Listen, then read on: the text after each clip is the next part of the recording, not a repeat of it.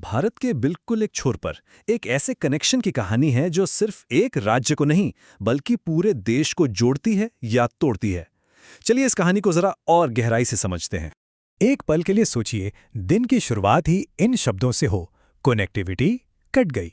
एक छोटी सी लाइन, लेकिन इसमें एक बहुत बड़ी कहानी छुपी है।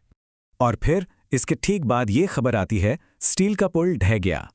मतलब एक जरूरी रास्ता, एक लाइफलाइन अचानक से टूट गई। और आखिर में ये निराशा से भरी सच्चाई, मरम्मत फिलहाल संभव नहीं। अब सोचिए, ये कोई किसी फिल्म की स्क्रिप्ट नहीं है। ये जो लाइनें हमने अभी देखी, ये सीधे सिक्किम सरकार की रोजाना की सड़क स्थिति रिपोर्ट से ली गई हैं। मतलब ये कोई एक दिन की घटना नहीं, बल्कि वहां की रोजमर्रा की हकीकत है। तो सवाल ये है कि आखिर इस रोज-रोज के संकट की असली वजह क्या है?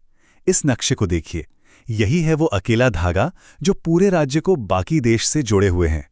NH10 ये सिर्फ एक सड़क का नाम नहीं है, ये सचमुच सिक्किम की जीवन रेखा है। जरा सोचिए, राज्य के अंदर आने जाने और जरूरी सामान की सप्लाई का लगभग हर रास्ता इसी एक हाईवे से होकर गुजरता है। लेकिन दिक्कत यह है कि ये लाइफलाइन बेहद नाजुक है। खास तौर पर मानसून के दौरान भूस्खलन और नदियों के उफान की वजह से ये रास्ता अक्सर बंद हो जाता है। नतीजा, राज्य बाकी देश से कट जाता है और जरूरी चीजों की कमी होने लगती है। तो सवाल उठता है कि आखिर एक ही सड़क इतनी जरूरी क्यों है, और ये बात सिर्फ एक लोकल इंफ्रास्ट्रक्चर की समस्या से कहीं ज्यादा बड़ी है। जैसे ही हम जरा जूम आउट करके बड़ी तस्वीर देखते हैं, मामला साफ हो जाता है।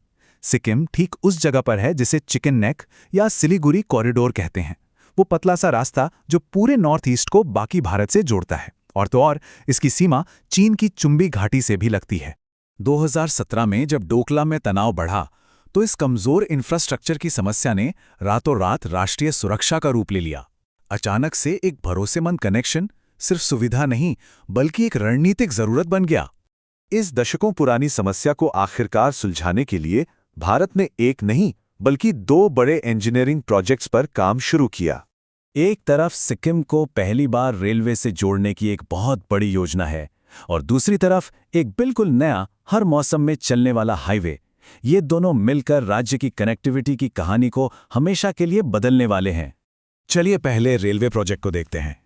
ये आंकड़े ही अपने आप में कमाल हैं। सोचिए, हिमालय की तलहटी में 45 किलोमीटर की रेल लाइन बिछाना, जिसमें 14 सुरंगें और 13 बड़े पुल हों, ये इंजीनियरिंग का एक शानदार नमूना है।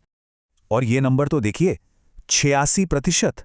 मतलब इस पूरे लाइन का इतना बड़ा हिस्सा पहाड़ों के नीचे सुरंगों से होकर गुजरेगा। इससे इस प्रोजेक्ट की इंजीनियरिंग की मुश्किलों का अंदाजा लगाया जा सकता है, जहां जमीन के ऊपर से ज्यादा काम जमीन के नीचे हो रहा है। हाँ, लेकिन ये सफर बिल्कुल आसान नहीं रहा है। 2009 में शुरू हुए इस प्रोजेक्ट के सामने कई चुनौतियां आईं, भूमि अधिग्रहण से लेकर महामारी तक। अब इसकी नई डेडलाइन अगस्त 2025 रखी गई है। अच्छा, अब बात करते हैं दूसरे बड़े प्रोजेक्ट की, नया, हर मौसम में चलने वाला हाईवे NH717A। यहाँ पुराने और नए हाईवे के बीच का फर्क एकदम साफ है। जहाँ NH10 हमेशा भूस्खलन और बाढ़ की चपेट में आ जाता है, वहीं NH717A को घने जंगलों के बीच से बनाया जा रहा है, ताकि ये मजबूत रहे और हर मौसम में भरोसेमंद साबित हो। इस नए हाईवे का मकसद डबल है। ये न सिर्फ आम लोगों के लिए सफर को आसान और तेज बनाएगा, बल्कि ये सशस्त्र बलों के लिए भी सीमा तक पहुंचने का एक ज्यादा सुरक्षित और भरोसेमंद रास्ता तैयार करेगा। तो इन सब बड़े बड़े इंफ्रास्ट्रक्चर प्रोजेक्ट्स का आखिर राज्य और देश के लिए मतलब क्या है? इस प्रोजेक्ट पर काम करने वाले एजेंसी का ये बयान इस बदलाव की उम्मीद को दिखाता है। ये सिर्फ एक सड़क या रेल लाइन बनाना नहीं है, बल्कि ये सफर के पूरे अनुभव को बदलने की बात है। और इसके फायदे बहुत बड़े हैं। सोचिए, पर्यटन को बढ़ावा मिलेगा, आर्थिक विकास होगा, मिलिट्री की मूवमेंट आसान होगी और सप्लाई चेन भी सुरक्षित हो जाएगी। एक भरोसेमंद कनेक्टिविटी हर पहलू को मजबूत करती है। आखिर में सिक्किम की ये कहानी हमें एक बहुत बड़ी सच्चाई सिखाती है। बुनियादी ढांचा सिर्फ कंक्रीट और स्टील से नहीं बनता। ये किसी भी देश की दूर तक देखने की सोच और चुनौतियों का सामना करने की उसकी क्षमता का प्रतीक होता है। और ये हमें एक सवाल के साथ छोड़ जाता है। जब कोई कनेक्शन टूटता है, चाहे वो सड़क हो, पुल हो या कोई और लिंक, तो उसकी असली कीमत क्या होती है? शायद ये सिर्फ समय या पैसे से कहीं ज्यादा है।